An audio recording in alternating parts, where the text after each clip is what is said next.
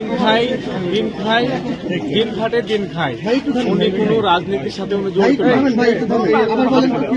উনি দিন খাটে দিন খায়, উনি কোনো রাজনীতির সাথে জড়িত না। পাটখানা খায়।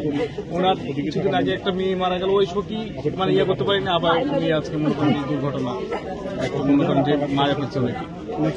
আপনাদের কি মনে হয় কারা মারলো, কেন এটা এর আগে মনে করেন একটা গ্যাঞ্জাম হয়, মাটি নিয়ে নাকি নিয়ে যাই হোক, ওটা আমি সঠিক জানি না, আমার দুলা ভাই হয় ওটা। তো তারপরে ওনাকে উনি গ্যাঞ্জামে যায়নি, ওনাকে বাসাতে এসে ওনার মাথা একবার ফাটাই দিয়ে গেছে। আবার শুনছি যে কারা নাকি মনে করেন পিস্তল নিয়ে এর আগে যে গ্যাঞ্জাম হয়েছিল যাদের সাথে, ওরা নাকি কালকে পিস্তল সব দেখাইছে।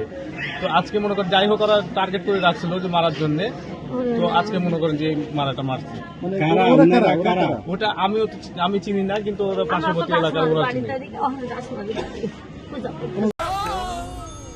ডেন্টিস্টের পরামর্শ নাও নতুন কোলগেট অ্যাক্টিভ সল্ট।